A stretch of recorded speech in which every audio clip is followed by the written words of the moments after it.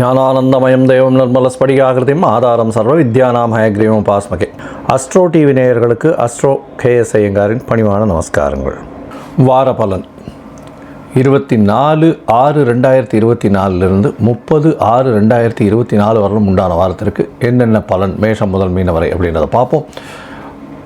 அதற்கு முன்னாடி இந்த வாரத்தில் இருக்கக்கூடிய கோல்சாரம் என்ன, இந்த வாரத்தில் வரக்கூடிய விசேஷ நாட்கள் என்ன, அதற்கு பிறகு இந்த வாரத்தில் எந்தெந்த ராசிக்காரர்களுக்கு சந்திராஷ்டமம் அப்படின்னு வரிசைப்படுத்திக்கலாம். இந்த வாரத்தில் கோல்சாரம் அப்படின்னு சொல்லும்போது காலபுருஷ தத்துவத்தின் முதல் ராசியான மேஷத்தில் செவ்வாய், ரிஷபத்தில் குரு, மிதுனத்தில் சூரியன், புதன் மற்றும் சுக்கிரன், கன்னியில் கேது, கும்பத்தில் சனி, மீனத்தில் ராகு. சந்திர பகவான் இந்த வாரம் அதிவேகமாக செல்லக்கூடிய கிரகம்னு சொல்கிற சந்திர பகவான் உத்திராட நட்சத்திரம் 2ஆம் பாதம் மகர ராசியிலிருந்து மேஷ ராசி அஸ்வினி நட்சத்திரம் வரலும் போகிறார். அதாவது மகரம், கும்பம், மீனம், மேஷம் இந்த 4 ராசி போகிறார். இந்த வாரத்தில் இன்னொரு பயிற்சி இருக்குது.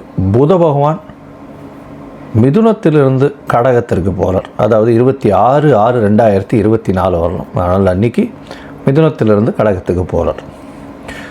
இந்த வாரத்தில் இருக்கக்கூடிய விசேஷ நாட்கள் அப்படின்னு பார்த்தோம்னா 25/6/2024 ஸ்ரவண விரதம்.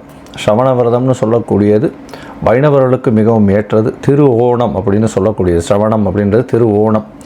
2 நட்சத்திரங்கள் தான் திருன்ற அடைமொழி கொடுக்கப்பட்டிருக்கு. ஒன்று திரு ஓணம், இன்னொன்று திரு ஆதிரை. திரு ஓணம் பெருமாளுக்கு உண்டான நட்சத்திரம், திரு ஆதிரை சிவபெருமானுக்கு உண்டான நட்சத்திரம். ஸோ அதனால் ரெண்டுமே மிகுந்த ஏற்றம் பெறக்கூடிய நட்சத்திரங்களாக சொல்லக்கூடியது. திருவோணம் மகர ராசியில் வருது. ஓணம் மிகப்பெரிய ஏற்றமான நட்சத்திரம். மகர ராசியில் சனி பகவானுடைய ராசியில் சந்திரனுடைய நட்சத்திரம், சமசப்தமாதிபதினு சொல்லக்கூடிய சந்திரனுடைய நட்சத்திரம். நல்ல ஒரு ஏற்றம். இந்த திருவோணத்திற்கு விரதம் இருக்கிறது ரொம்ப விசேஷம். ஸ்ரவண விரதம் இருந்து வீட்டில், அதாவது எந்த ஒரு காரியத்தையும் எடுத்து நல்லபடியாக நடக்கணும்னு வேண்டிண்டு ஸ்ரவண விரதம் இருக்கிறது ரொம்ப விசேஷம். இந்த காலகட்டத்தில் இந்த விரதத்தப்போ அந்த சொஜ்ஜி பண்ணி சாப்பிடுவா, ஸ்வீட் பண்ணி சாப்பிடுவா. இது உப்பு, காரம், புளிப்பு இதெல்லாம் எடுக்கிறது கிடையாது. இந்த 25ஆம் தேதியே சங்கடஹர சதுர்த்தி, அதாவது தேய்பிறையில் வரக்கூடிய சதுர்த்தி. ஏன்னா இப்போ அடுத்து அமாவாசை வந்துடும். பௌர்ணமி முடிஞ்சு இப்போ அமாவாசைக்கு போகிறது. அதனால் தேய்பிறையில் இருக்கக்கூடிய சதுர்த்தி. தேய்பிறை சதுர்த்தி அப்படின்னும் போது நம்மளுக்கு உண்டான விஷயங்கள், அதாவது தீயது எல்லாமே போகணும் அப்படின்னு வேண்டிக்கணும். அதாவது எப்படி அப்படின்னா, நம்மக்கிட்ட என்னென்னலாம் பிரச்சனைகள் இருக்கோ அந்த பிரச்சனை போகணும்னு வேண்டிக்கணும். எனக்கு ஏதாவது பண பிரச்சனை இருக்குது, எனக்கு வீட்டில் கஷ்டம் இருக்குது, நோய் இருக்குது, உபாதைகள் இருக்குது. அதை தவிர இந்த இதில் படிக்கக்கூடிய மாணவர்களுக்கு பிரச்சனைகள், அதாவது என்ன பிரச்சனை அப்படின்னா படிக்கக்கூடிய மாணவர்கள் ஞாபக மறதி அதிகமாக இருக்குது. இதெல்லாம் விநாயகர்கிட்ட போய் வேண்டிண்டு ஒரு 9 பிரதட்சணம் விநாயகர் கோயிலுக்கு போய் சுற்றிட்டு ஒரு தேங்காயை உடைச்சிட்டு ஒரு 9 தோப்புக்கரணம் போட்டுட்டு வர்றதன் மூலியமாக நல்ல ஒரு ஏற்றமும் மாற்றமும் வரக்கூடிய காலகட்டமாக அமையும். இந்த வாரத்தில் பார்த்தலையானால் எந்தெந்த ராசிக்காரர்களுக்கு சந்திராஷ்டமம் அப்படின்னு பார்க்கும்பொழுது மிதுன ராசி, கடகம், சிம்மம், கன்னி இந்த 4 ராசிக்கு சந்திராஷ்டம காலம் வருது. இந்த சந்திராஷ்டம காலம் அப்படின்னா உங்களுடைய பிறந்த ராசிக்கு இப்போ இருக்கக்கூடிய கோச்சாரத்தில் சந்திரன் 8ஆம் இடத்துல மறையக்கூடிய காலகட்டத்தை சந்திராஷ்டமம்னு சொல்கிறோம். சந்திராஷ்டமம் ஏன் ரொம்ப முக்கியத்துவம் பெறுறது அப்படின்னு பார்த்தோன்னா, சந்திர பகவான்றவர் மதிகாரகன். மதிகாரகன் மறைந்து இருக்கக்கூடிய காலத்தில் தவறான முடிவுகள் எடுக்கக்கூடும். அதனால் வெளியூர் வெளிமாநில பிரயாணங்கள் வேண்டாம். அதை தவிர புது முயற்சிகள் வேண்டாம் அப்படின்னு சொல்கிறோம். யாருக்கும் ஜாமீன் கையெழுத்து போடுறது, தேவையில்லாமல் வார்த்தைகளை விடுறது, இதெல்லாம் கொஞ்சம் கட்டுப்பாட்டில் இருக்கிறது ரொம்பவும் நல்லது. இந்த காலகட்டத்தில் ஒருவேளை நீங்கள் பண்ண வேண்டிய கட்டாயத்தில் இருந்தீர்களே ஆனால் சந்திர பகவானுக்கு உண்டான எளிய பரிகாரம்னு சொல்லக்கூடிய பச்சரிசியும் நெல் இது உங்களால் முடிஞ்ச அளவுக்கு பக்கத்தில் இருக்கிற விநாயகர் கோவிலில் கொடுத்துட்டு போங்க. அதன் மூலியமாக சந்திராஷ்டமத்தின் தாக்கம் நிச்சயமாக குறையும் அப்படின்றத சொல்கிறேன்.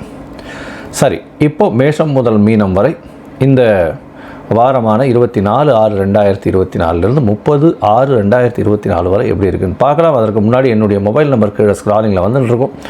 உங்களுக்கு அஸ்ட்ராலாஜிக்கல் கன்சல்ட் தேவைப்பட்டதுன்னா நீங்கள் என்னுடைய மொபைலுக்கு கான்டாக்ட் பண்ணுங்க.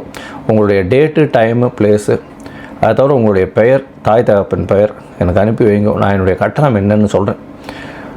உங்களுடைய அதாவது டைமை வச்சு பாத சந்தி இருக்கா, அதாவது நட்சத்திர சந்தி, பாத சந்தி, நட்சத்திர சந்தி, அதை தவிர வந்து அந்த லக்ன சந்தி, லக்ன பாத சந்தி இதெல்லாம் இருக்கா அப்படின்றத பார்த்துட்டு உங்களுடைய தசாபுக்தி அந்தரம் சூக்ஷ்மம் இதெல்லாம் எப்படி இருக்குன்றதையும் பார்த்துட்டு உங்களுக்கு உண்டான எளிய பரிகாரம், அதை தவிர என்ன பலன்கள் அப்படின்றத சொல்கிறேன்.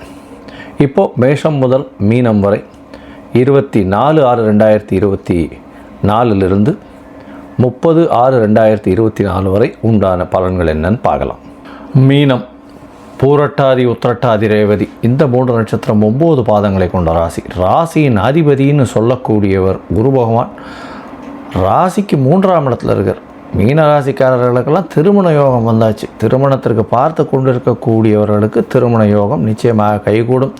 7.5 சனியும் இருக்குது. 12ஆம் இடத்துல சனி, விரயஸ்தானம் ஆகக்கூடிய விரயஸ்தானத்தில் சனி பகவான். தூக்கம் கெட்டு போயிருக்கக்கூடிய காலகட்டம். மென்டல் ப்ரெஷர், ஏன்னா 7.5 சனி இருக்கிறதுனால அலைச்சல் கொஞ்சம் அதிகமாக இருக்கும். 12ஆம் இடத்துல இருக்கிறதுனால வெளியூர் வெளிமாநிலம்னு சுற்றி வரக்கூடிய வாய்ப்புகள் மிகவும் அதிகமாக இருக்கும். ஷார்ட் ட்ரிப் வெளியூர் வெளிநாடு போயிட்டு வரக்கூடிய வாய்ப்புகள் நிச்சயமாக உண்டு. 2ஆம் இடத்துல இருக்கக்கூடிய செவ்வாய் பகவான் பேச்சில் ரொம்ப கவனமாக இருக்கிறது நல்லது. ராகு பகவான் ராசியில் இருக்கிறதுனால அபரிமிதமான அதாவது சிந்தனைகள் அதிகமாக வரக்கூடிய வாய்ப்புகள் உண்டு. பேச்சில் ரொம்ப கவனமாக இருக்கணும். தடித்த பேச்சுக்கள் வரக்கூடிய வாய்ப்புகள் உண்டு. 2ஆம் இடத்துல இருக்கக்கூடிய செவ்வாய் பகவான் தனஸ்தான அதிபதி. தனஸ்தானத்தில் இருக்கிறது பெரிய விசேஷம். சப்தமத்தில் கேது பகவான். அதனால் வந்து பார்ட்னர்ஷிப் பிஸ்னஸில் சிறு சிறு தொல்லைகள் வரக்கூடிய வாய்ப்புகள் நிச்சயமாக உண்டு. நண்பர்கள் மூலியமாக சிறு பிரச்சனைகள் இருக்கக்கூடிய காலகட்டமாக அமைய போகிறது. இந்த வாரத்தில் பார்த்தீங்கன்னா உங்களுடைய ராசிக்கு 4ஆம் இடத்துல சுக்கிர பகவான் கேந்திரத்தில் இருக்கிறது திக்பலம் பெற்றிருக்கக்கூடிய வாய்ப்புகள் மிகவும் அதிகமாக இருக்கிறதுனால நல்ல ஒரு ஏற்றம் இருக்கும்.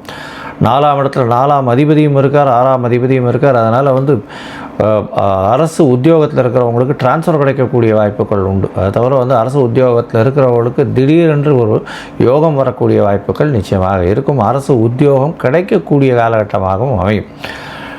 இந்த வாரத்தில் அதாவது 24/6/2024 30/6/2024 வரலும் உண்டான வாரத்தில் சந்திர பகவான் உங்களுடைய ராசிக்கு 11ஆம் இடத்துல இந்த வாரத்தை ஆரம்பிக்கிறார். 11ஆம் இடத்தில் இருக்கக்கூடிய சந்திர பகவான் குரு பகவானின் பார்வையில் இருக்கிறதுனால தொழிலில் பெரிய அபிவிருத்தி இருக்கும். பணவரவிற்கு பஞ்சம் இருக்காது. நல்ல ஒரு ஏற்றம் இருக்கக்கூடிய காலகட்டம். மூத்த சகோதர சகோதரிகள் மூலியமாக நல்ல ஒரு ஏற்றம் இருக்கக்கூடிய காலகட்டமாக அமையப்போகிறது.